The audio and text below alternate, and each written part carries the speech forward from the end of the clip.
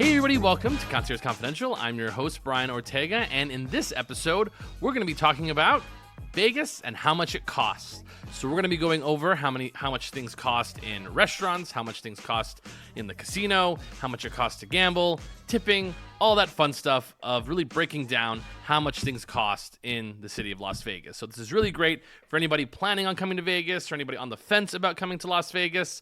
We're going to be covering everything it has to do with spending money in the wonderful city of sin. And we're going to be talking about all of that coming up next.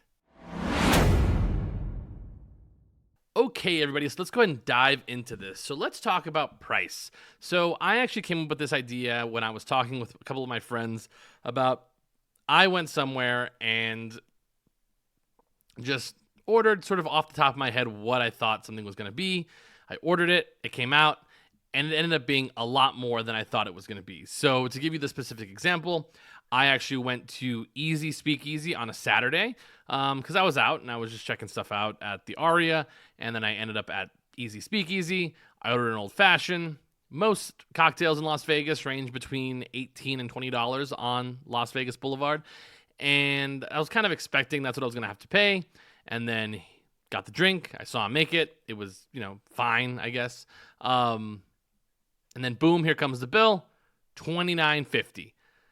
That, my friends, is an extraordinary price for an old-fashioned in Las Vegas. I get we're on the middle of the Strip, we're on a Saturday, but that is an absorbent amount of money to spend for a standard old-fashioned. There are many old-fashions in town that have cost $30. I've been to a few places that would go ahead and try to charge this on the menu in front of you, but this one was a little bit more of a shock to me. So I wanted to sort of go through understanding what you're going to have to be paying in different areas of the Strip, different hotels, different parts of Las Vegas, and what you should understand, coming to the city. So let's go ahead and start there. So if you're coming to Las Vegas and you're wanting to get around, most places for an Uber or Lyft, I would factor in you're going to cost you about $15 to $20 regardless of where you go. Obviously, there is surge pricing depending on how much things are, but for the most part, you're going to be going up and down the Strip or to Fremont Street.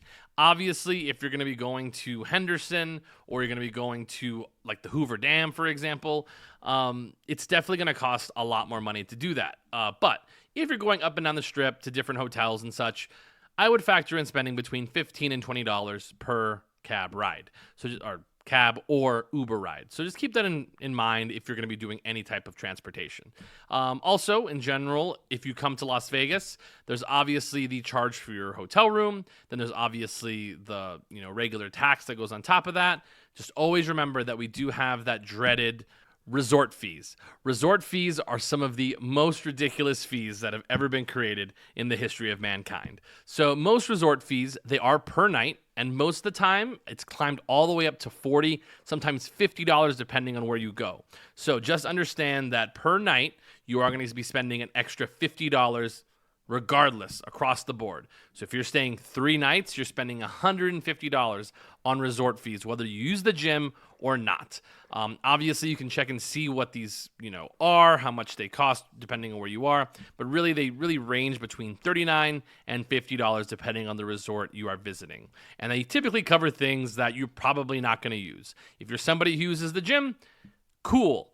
That's awesome. Not a lot of people do, but that's included in your resort fee. So resort fees are something that you should understand that you are going to be paying that are not included on the actual price tag when you book your room. So that's a standard thing that you should know visiting Las Vegas. So let's get to the nitty gritty. So let's get into the sort of everyday sort of pricing on things. So most places, if you're wondering what like a good price for, a cheap meal is in Vegas, with some exceptions, most places you are not getting out anywhere under $20. Most of the time, a very casual restaurant. I'll use one, for example, Black Tap, which is over at the Venetian Hotel. They do burgers, shakes, cocktails, whatever. They do salads, wings, all that other good stuff. Very standard, straightforward restaurant. If you get a burger, fries, and a beer, or burgers, fries, and a soda, easy, you're going to be getting out of there $30 to $40, depending if you got a cocktail or not. So you're looking at, for one meal, for one person, just the burgers, fries, and a drink, you're going to be walking out between $30 and $35 plus plus gratuity. So that's for a standard sit-down meal. So that's actually pretty standard. If you could get something closer to $18 to $20, that's phenomenal. So that would be places like, for example, Gordon Ramsay's Fish and Chips, which the stand, which is in front of the Link Hotel. That you're looking at around $20, with a drink, probably 25. But that actually, again, straightforward pricing, very, very casual. Like, you actually can walk around with that food. Some would consider it like fast food if you did it that way. But you're looking at between $18 and $25, depending if you get a drink or not. And that's all inclusive. So around $20 is the norm for something very, very cheap, very, very casual. That's what you're walking out with. So the days of things being under $15 or $10 are long gone. Like, I went to Whataburger at the Aria Hotel, which is in front of the Aria. I got a Whataburger, fries, and a soda, and I walked out of there spending $20. So in general, most things in Vegas are going to be costing around $20, $25 around that average.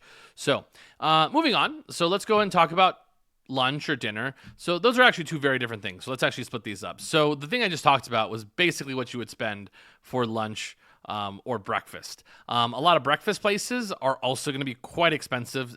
Definitely if you're going to be getting, let's just say, eggs, bacon, and, pancakes or whatever, you're probably looking at around $25 to $35, depending on where you go.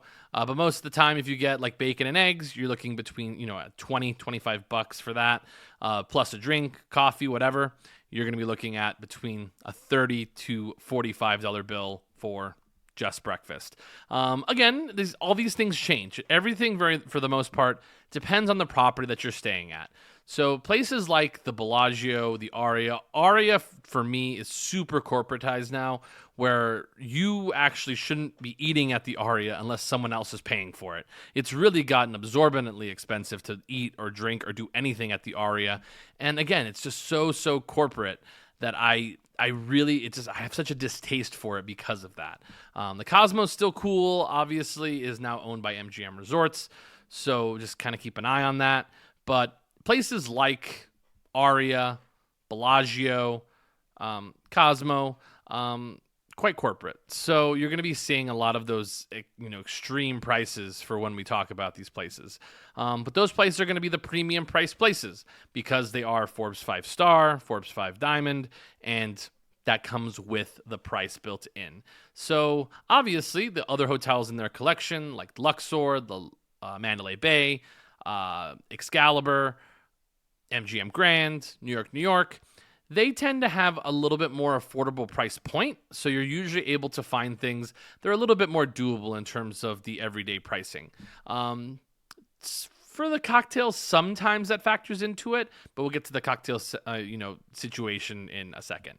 But just keep that in mind that it does depend where you are staying. Obviously, the nicer the chandelier, the more expensive the drinks and food is going to be.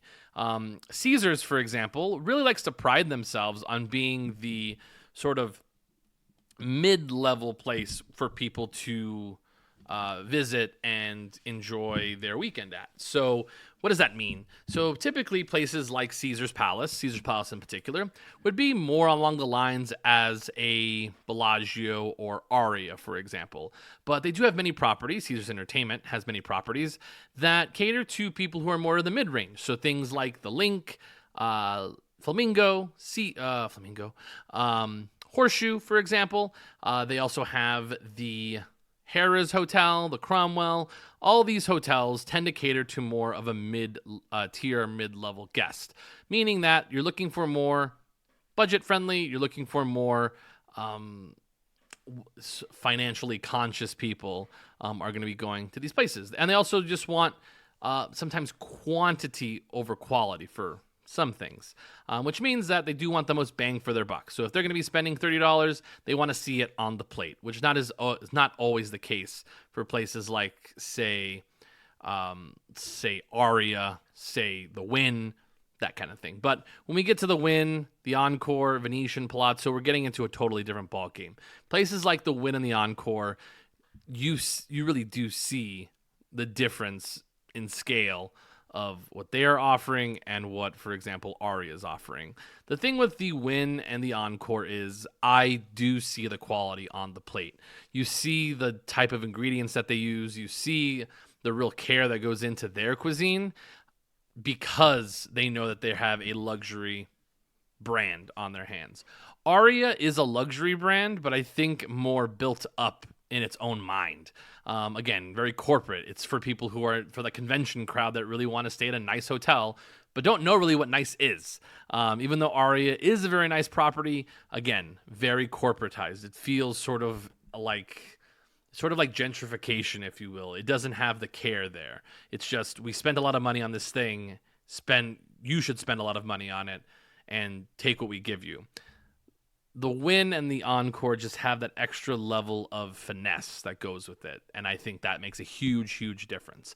So, again, depends where you are. Obviously, if you're at Circus Circus, you probably shouldn't be paying $30 for an old fashioned. That's all I got to say. So, moving on, let's go ahead and start talking about cocktails. So, if you're going to be buying cocktails on the Strip, a general rule of thumb is most cocktails on the Strip nowadays are going to range between $16 and $24. That's pretty normal. This is not counting signature cocktails at restaurants because those I've seen all the way up to $28 sometimes. Just depends on the property that you're at and the restaurant that you're in, of course. But most places, if you walk in, you order a Crown and Coke, you're probably walking out of there $14.50, $15.50, something around that nature for like a standard 2-ingredient cocktail. So just keep that in mind so you're not sticker shock. Do not be, blown out of this world if you spend $18 for a Crown and Coke. It is terrible. I understand. It's very annoying. But again, just the name of the game on the Strip. So what does that mean for downtown? Because downtown obviously is still part of Las Vegas. Things downtown tend to be a little bit more approachable, but it's not like a totally different world. So I would say safely, let's use an old fashioned as an example. It's a classic cocktail. Everybody typically knows how to make it. You can find it anywhere. So a typical old fashioned on the Las Vegas Strip, you're going to be paying probably $19.50 to $22. So let's just make it $21 for this cocktail. You're going to be spending $21 for an old fashioned, okay? So if you go to Fremont Street, so if you're going downtown Fremont Street, let's just say you're going to Circa, nice hotel, you're still probably paying $17.50, $18 for the old fashioned. So it really only fluctuates maybe $4 or $5 depending on where you're getting your cocktail at. So that goes for most cocktails in this city, and that's really the difference. It's about $5, which doesn't sound like a lot, but it kind of is. Because if you get, for example, an old fashioned that's $21, you get 2 of those, that's $42. That's halfway to $100. We're almost there. For example, if you get a old fashioned on Fremont Street, that's $18. 18 times 2, that's gonna be $36. It makes a difference. Again, it just sort of adds up in the grand scheme of things. So again, it does depend on where you get your cocktails at. Of course, again, I don't know if it's just etched in my mind that I know how expensive these things are gonna be, but for example, when I go to places like Delilah's, which I've been to many times, and you can listen on the pod when I go there, I know I'm spending $23, $24 a cocktail there, but you see it, you kind of feel it's worth it, even though that's still too expensive for a cocktail. But I understand the pricing at that point. You're paying for the atmosphere, you're paying for the ambiance, you're paying for the bartenders to have that level of service at the tip top of their game. And I taste it, and it's delicious. It's great. But I've been to places like Bellagio at the Petrosian Bar, which I do have such an issue with the Bellagio and their whole bartending system. And Petrosian Bar, they serve caviar. They have a beautiful piano player. It's sort of the creme de la creme. It's right when you walk into the property. I've gotten horrible cocktails there, and they're the first thing you see when you walk in. And they're supposed to be the high-level bar at that property. And I've spent $25 on a cocktail there, and I don't understand why, because it really does not have that same level of care in each cocktail. So again, a lot of times you just have to watch where you're at. So if you are visiting Vegas, just know places like Aria, Bellagio, Cosmopolitan, they're going to whip out a cocktail, give it to you, throw it in front of you, and then boom, thank you, that'll be $30, all right? So just pick your spots. If you're somebody who, likes the finer things in life, I would recommend where you're going to get high-level cocktails. Venetian Palazzo tends to be very good. I would also recommend anything at the Wynn or the Encore. But even then, you gotta really know where you're getting cocktails. Most cocktails that are going to be served at, for example, like a casino bar, they tend not to have the same level of care that other places are, and they're still going to charge you those prices. So again, be mindful of where you are getting your cocktails at, because it's not the same, throughout the entire property. I've been to the Wynn, which I've been to the Parasol Up bar, which I think they've changed the name, but it's sort of like their middle bar right when you kind of walk into the hotel from the main lobby. And it's right next to SW, but on the top floor before you go down the escalators. It's where all the flowers are. And I've gotten just a thrown together old fashioned, boom, $25. Thank you very much. And it was disgusting. It was not good at all. So sometimes it doesn't really matter the property. You still get all that service. So I typically recommend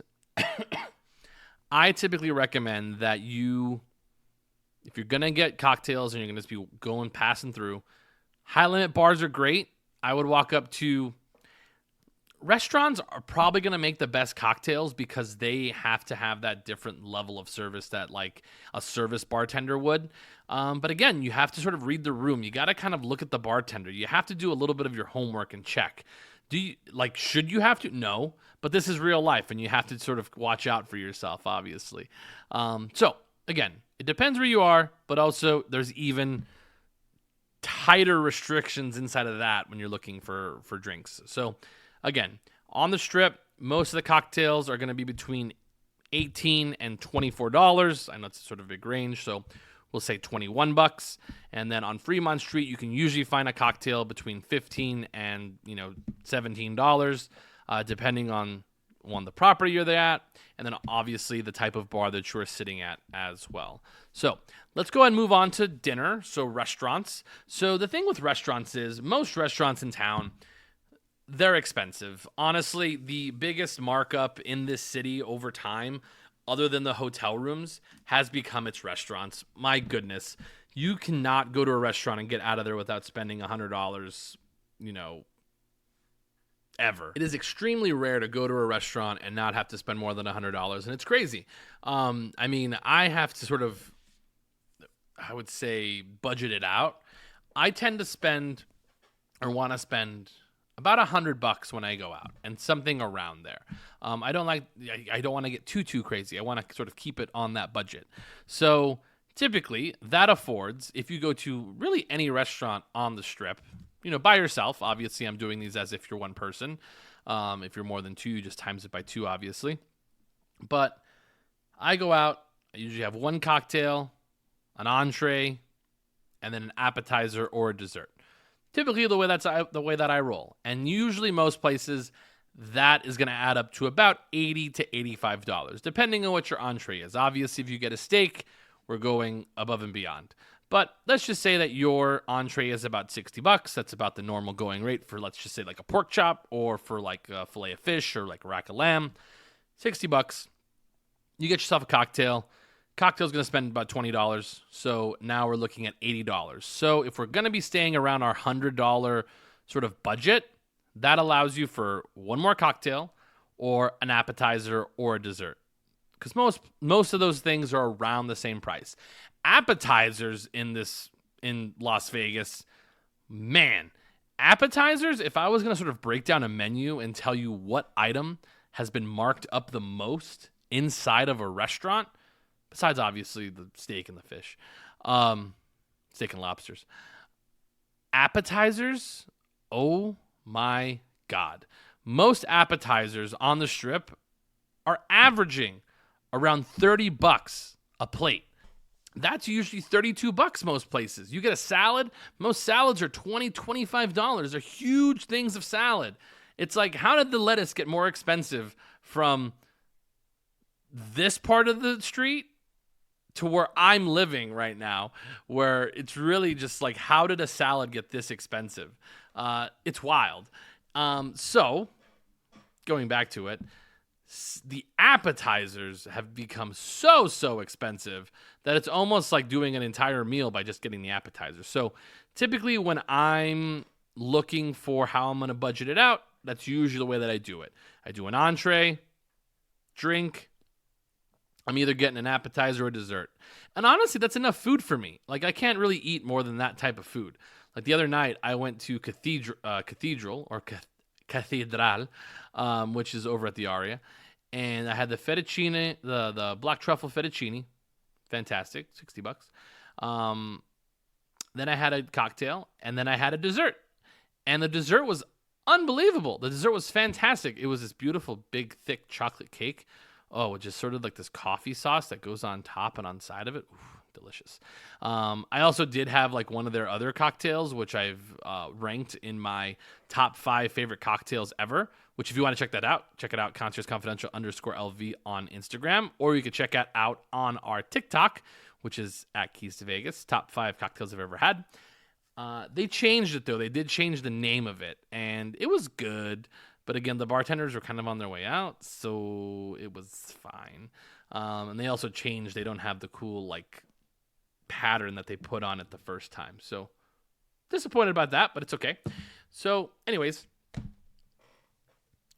most places, I would say that you should be ready to spend for dinner between $100 and $125 per person. And honestly, that's for almost any restaurant that is a sit-down dining restaurant. And again, the cool thing about when you go with other people is that you can actually cut down on this price by getting things that are family style, which is really, really great. Because, for example, if you get, let's just say you get a steak, like you both get steaks and you both want a side, you can share that with each other. So you kind of split the cost by also getting more food. And then you're able to share it with other people. Is it still kind of paying for 2 different dishes? Obviously it is, but you are able to sample more things, which I think is really cool, which you can't really do when you're by yourself, which you can, but it's just going to get more expensive. But again, I would say most places in town on the strip, you're going to probably spend between $100 and $125 per person. So obviously if that's 2 people, you're going to be looking at, let's just see, 125. You're looking at $250 for 2 people. And that's, about $300 dinner, just because you got to do 20% on that, and you're looking at obviously a pretty expensive night. So for those of you that are not from the States, just note that most of our gratuity is not included in most of the dining options. So the typical tip that they are expecting is 20% of the bill. 20% is quite nice. 22% is even nicer. 18% is okay. But most people do 20%. So to give you kind of a quick guide of that, if something is $50, you would give them $10 as a tip. Something is $100, you give them $20, and then so on and so forth. You can kind of split the difference when you kind of cut it in half. So for example, if something was $75, you could give them $15, and that would be like the suitable tip at that point. But again, it's always up to you depending on how much you want to tip, but it is expected to tip when you are in Las Vegas. About 20 to 22% is absolutely phenomenal.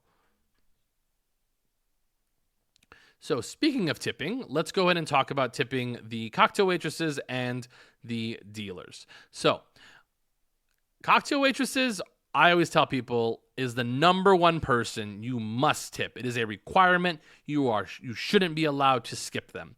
And typically, what should you tip? I would say $1 a drink is fine. I have somebody who worked in the service industry. I'm somebody who has, gambled at tables before. And I've given more than $1 tip before, obviously. It happens. You have good nights and you just want to tip a bunch of money and spread the wealth. But usually $1 a drink is completely sufficient. They will be more than happy to take $1. Would they like $5? Of course they would. It's like asking somebody, would you like more money? Most people are going to say, yeah, give me all the money, please. But that's usually normal. But again, $1 a drink is totally fine. If you're going to be tipping the dealers, they always love you to give them tips. This is always sort of like a hotly contested topic. But if you're losing, the dealer is not expecting a tip if you are losing. They understand that you need that money to gamble with. Me being a gambler myself, I know that. Will I tip just because? Yeah, of course. I'll have an extra $1, whatever. Want to change a juju. It happens. But just note, as a beginner coming to Vegas, yes, the dealers do enjoy tips, but they also understand there is a time and place for it, and that's kind of how it rolls. But I would say $5 in a gaming session is completely fine. You play for 20 minutes, you go up and down, you break even, maybe you win a little bit. Give them a 5, give them the extra cash that doesn't make up a round number, and go on with your way, and they'll be much happier for it. So we did restaurants, we did tipping, all that other good stuff. Let's go ahead and talk about nightclubs, because nightclubs is the one that people always love to get that sticker shock for. We recently just celebrated EDC, which was in town, and this is the favorite part of the year when all the influencers on TikTok and all the the boomers who don't understand how Vegas shit is, they start posting pictures like this is this expensive. Yeah. You're at EDC. It's the biggest nightclub style music festival for EDM and such things like that in the United States, not the world. That's Ulta Music Festival, which is in Europe, but it's one of the biggest events in the United States for nightclub music, and of course the prices are going to be absorbent. But again, those prices are not just for the cocktail. It's not even for the experience. It's actually just for the chair that you're able to have over at EDC. So let's just go ahead and use the base.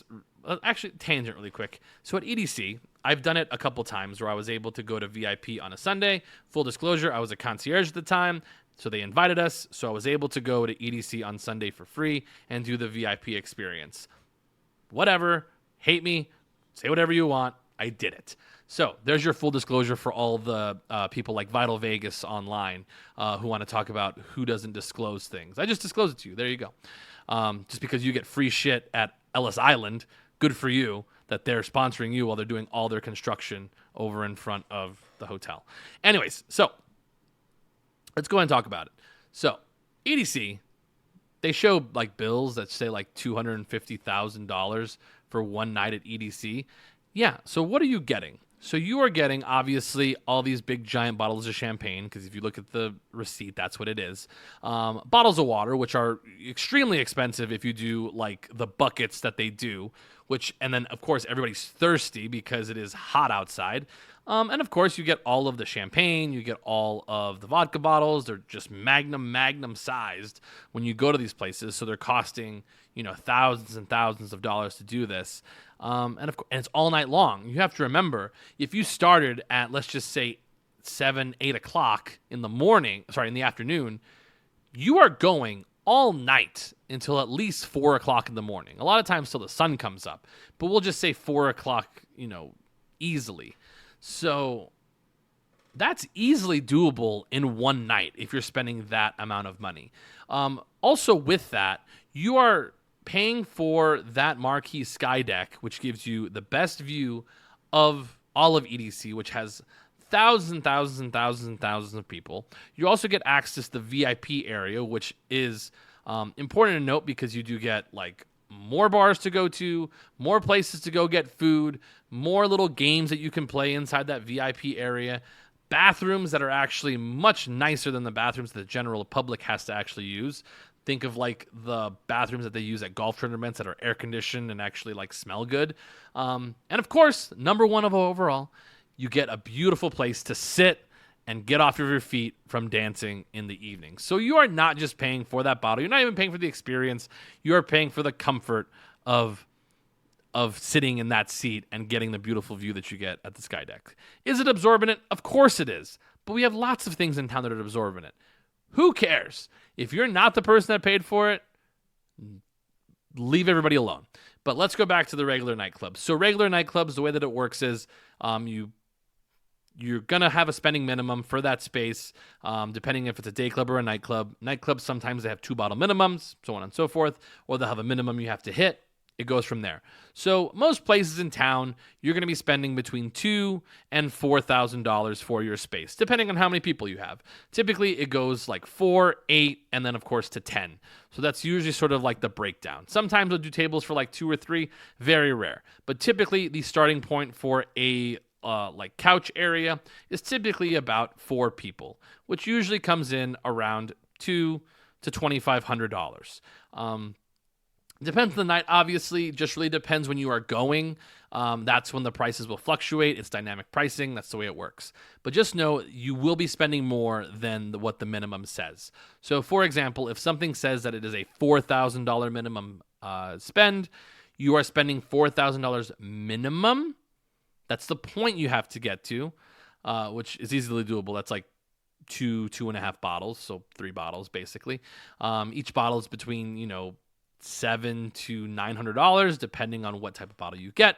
So getting to 4,000 is not hard to do, but you will be spending a couple taxes here. We have sales tax. We also have an entertainment tax sometimes that we slap on there, or a venue tax. Those are certain things that are sort of added onto your bill. It's percentage based. Then you also have the auto gratuity, which gratuity is, again, auto grat. So you're looking at 20 to 22%. Sometimes it's 18 if it's nice, but between 18, 20, and 22% for the cocktail waitress or the cocktail servers. So at the end of the day, you're probably going to be spending about $4,500 to $4,600 for your table. So really, whenever you get your table, just go ahead, and it's under that like $10,000 sort of area. Easily add between $500 and $700 to your bill because of taxes and gratuity. So just keep that in mind when you book your table. That is probably what you are actually going to have to spend. But again, most of our nightclubs are going to be bottle service. They don't have food typically at nightclubs, so don't go in hungry. But typically, if you have like a $3,000 or $4,000 minimum spend, you're probably going to be getting, I would say, 2 to 3 bottles out of that situation. You can also do like buckets of beer. That's actually another way that people like to enjoy is, buckets of beer, buckets of High Noon. It's not very common. Most people want to get, you typically as inebriated as possible. And the faster way to do that and the skinnier way to do that is by doing bottle service like normal. So, vodka, whiskey, whatever. Most people don't really do whiskey. Like I would do whiskey, but you're kind of getting for the whole group. Typically, people get vodka because it's the easiest thing to mix. It comes with mixers, so on and so forth. Day clubs are a little bit different. Day clubs are actually really nice because you do get the whole space for the entire day. So as long as you keep ordering more things and spending more money, that's usually a nice way to spend your afternoon. Typically, those are going to be between like $2,000 and $4,000 minimum spend, but food is also on the menu, literally, at day clubs. So you're able to get like a platter of chicken strips, which is very, very popular, French fries, fruit platters, so on and so forth, along with any of those bottle service or their juices that they love to mix up. Those are what you also get at day clubs. And of course, a nice little space to put your stuff, day beds, cabanas, bungalows, all that good stuff you can find at day clubs. So they operate very similarly in terms of the minimum spend. They will always be that way for day clubs and nightclubs. Day clubs are different than like the regular pool. So sometimes the pools are going to be charging just a fee, which stay away from those. You want to do pools that offer minimum spend. So that's really important. So like if you're going to a pool and it says there's a $400 rental fee plus like a $300 minimum spend, that is not a great place to do all that. You want to go to a place that's, $500 minimum spend. At that point, it makes it worth your while because then you get all that food included in the rental price. So again, just make sure to read the fine print when you go to a regular pool because that will be something that you will need to know going into that day. So we've gone over basically everything that you're going to be spending money on. Obviously, souvenirs and stuff is all going to be souvenirs are actually not too badly priced anymore, but just again, keep these things in mind when you come to Las Vegas. One of the biggest ones, again, is the resort fees. You're going to be being charged an extra $40 to $50 per night. And of course, when you go out to dinner, you're going to be spending probably in the range between $100 to $125 per person, sort of on the light side. If you go to more expensive restaurants, it will certainly go up, of course. Typically, the most affordable meal you're going to get, probably going to be in the $20 range. I mean, you can go to the chef truck over at Park MGM. You can get a Cubano sandwich and a soda. You're out of there $21. So you just kind of got to get used to that sort of $20 price range for something, affordable of that such. Most beers in town on the Strip will range. Obviously, draft is always cheaper. But most of the time, it's between $8 and $9. Sometimes I've gone to places where they charge $11 for a beer. I know it's out of this world. It's crazy. But, I mean, if you can find a beer for $8 on the Strip, good for you. But downtown, you can usually find them between, $6, $7. Sometimes just depends. Beers, usually the difference is about $2-3 depending on where you go. So hopefully you guys enjoyed this episode of Concierge Confidential. Follow us on all our social channels. Concierge Confidential _LV, or me personally, Brian _Ortega 26. Hopefully you guys stick around for our next episode, which will come out on Thursday.